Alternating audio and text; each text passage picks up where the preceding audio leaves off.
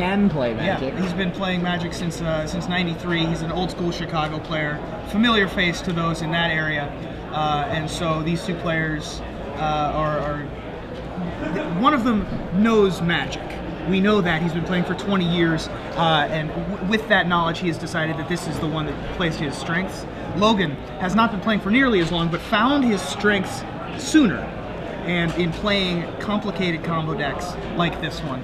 And so we're going to have an entertaining Tin Fins versus Omnitel matchup here. Joe Skirmont on the play. He leads off with Preordain, puts one on the bottom, and puts one on top. Gets a Brainstorm out of that Preordain. Yep. And we're going to see the whole hand here. Gitaxian Probe from Logan is going to show a double Brainstorm, Pact of Negation, Cunning Wish, and a Preordain. So all sorts of library and even sideboard manipulation from the Joe Intel deck. The Joe Intel, because he's Joe Skirmont. Yeah, trying anything you can. Now, something important about this this Omniscience sideboard, it runs 3 Cunning Wishes, which allow you to get a card from outside of the game. We'll get back to that, but right now Logan, it looks like he's about to be going off. He went with turn 1 Dark Ritual after seeing that there was no counter spells that Joe can play. Pact of Negation not being really an option here. Yeah. Logan is going to Entomb Gristlebrand, and I assume this remaining mana. Entomb allows you to search your library for any card and put it into your graveyard. Yep, any card, not even a creature card. Doesn't even have to be a creature card.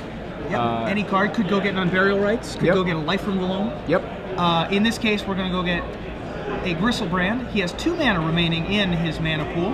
With that, he is most likely going to cast Shallow Grave. Shallow Grave, for those of you that are unaware, is a Mirage rare. You want to put that one up on? We're going to show you guys a little closer look. That is going to allow him to put the Gristlebrand into play and give it haste. Once it has haste, it's perfunctory from there. Yep. Logan's probably going to draw 21 cards and finish off with a Stormkill this turn.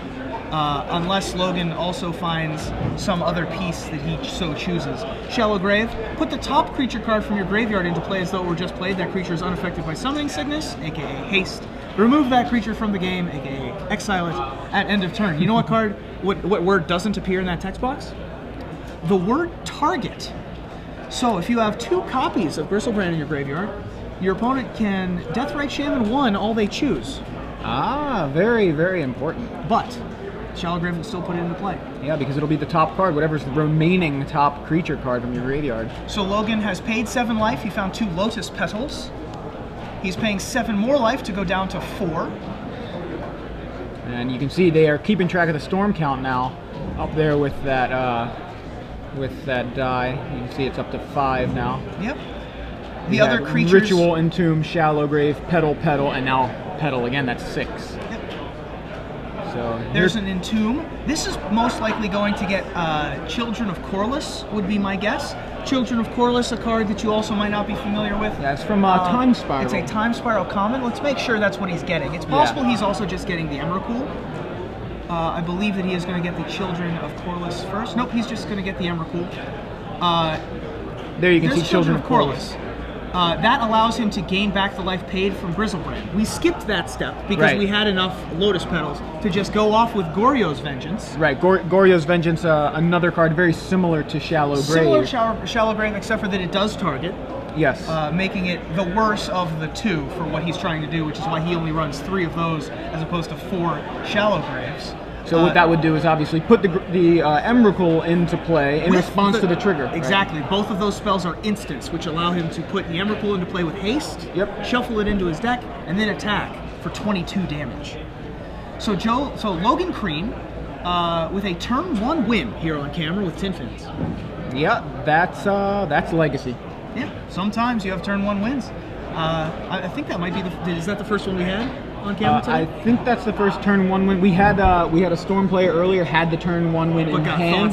Got thought seized. Jacob Baugh was thought seized by Joe Bernal to take that away. He only had the turn 3 win. Right, exactly. It was 2 turns later he drew the Infernal Tutor that was thought seized away. Well, a different copy of Infernal Tutor, but that was enough for him to go off on turn 3. But still, these decks are capable of some insane starts if you can't disrupt them, and that's Let's look at the sideboards here. I was mentioning in Joe's deck that he has Cunning Wish in the main deck. Cunning Wish allows you to choose a card from outside of the game and put it into your, or an instant from outside of the game and put it into your hand. Typically, when you're in constructed matches such as this, that means something from your sideboard. And so much of his sideboard, a full 8 cards, is devoted to that package.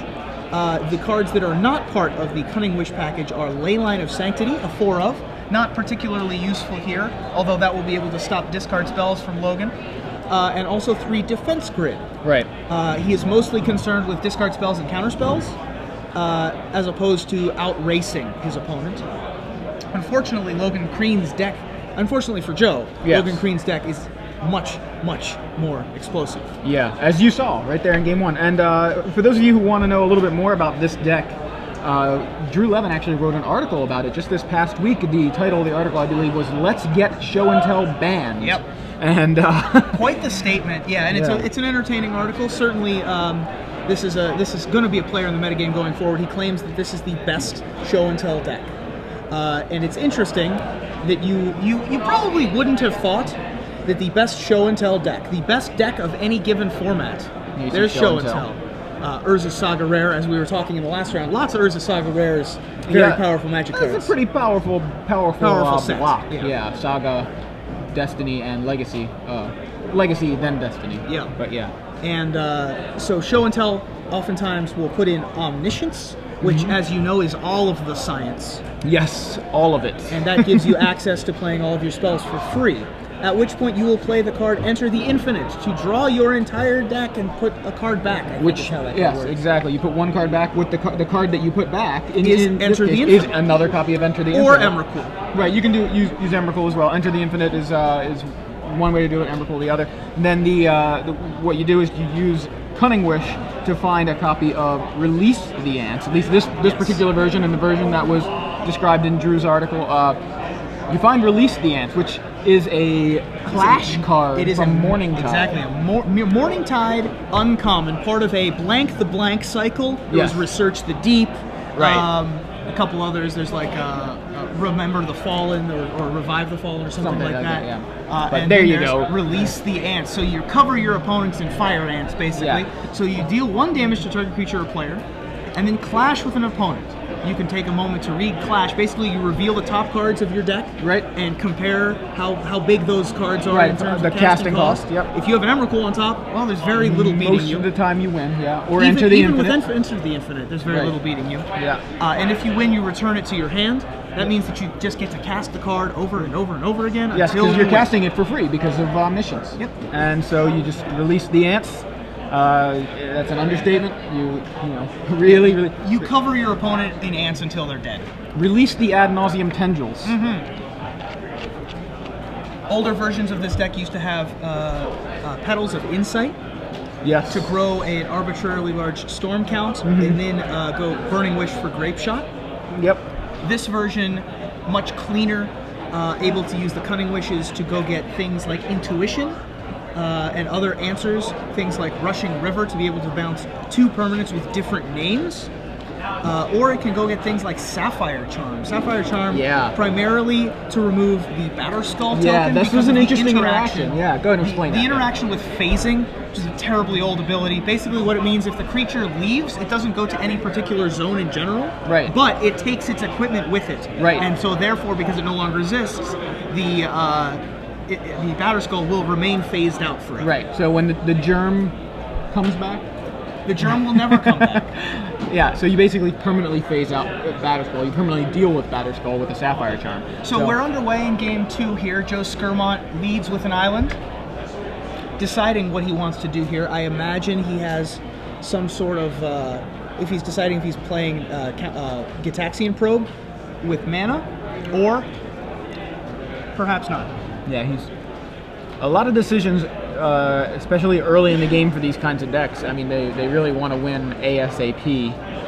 Joe finds Force Will, very important card for him. Yeah, the Preordain is going to get him a Force, and I believe that's the pass the turn signal. Yep. And off the top for Logan is a Polluted Delta.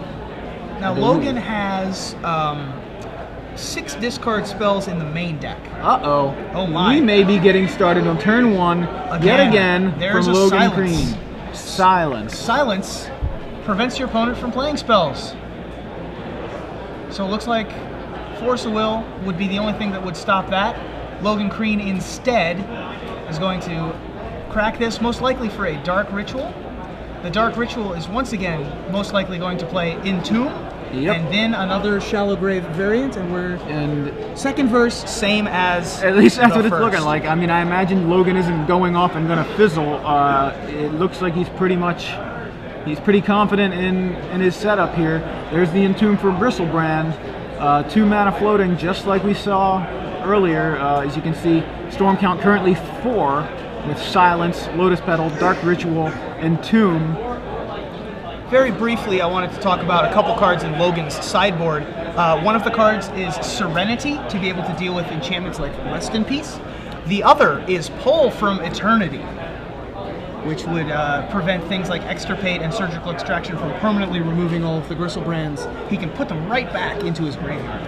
Very interesting. So you see the Shallow Grave was then cast on the Gristlebrand. Gristlebrand's in. He draws 7. We'll see what happens here with these 7 that he drew. It looks like he's going to draw 7 more. Going to fall to 6 here. At least that's what it appears is happening. Yep. He's going to draw 7 more, and then most likely this Gristlebrand's going to attack, gain 7 more, and then pay 7 more.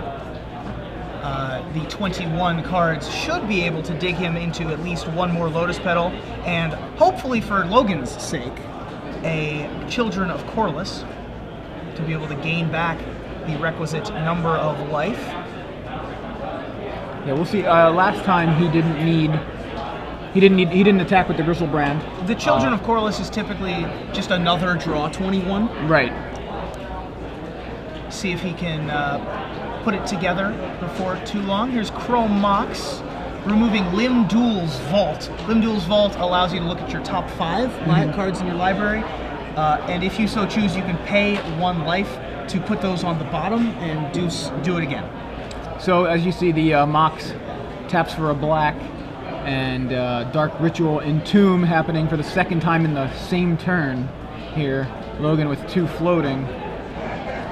This most likely means Emrakul and Shallow Grave once again. Yeah, there it is. So Emrakul, trigger on the stack.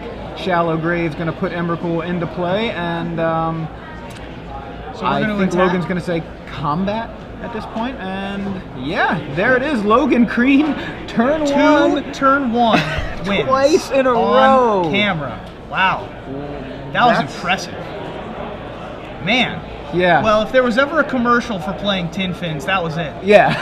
You're against one of the other extremely potent combo decks in the format. In fact, you know, some would say the most powerful combo deck in the format in No Intel.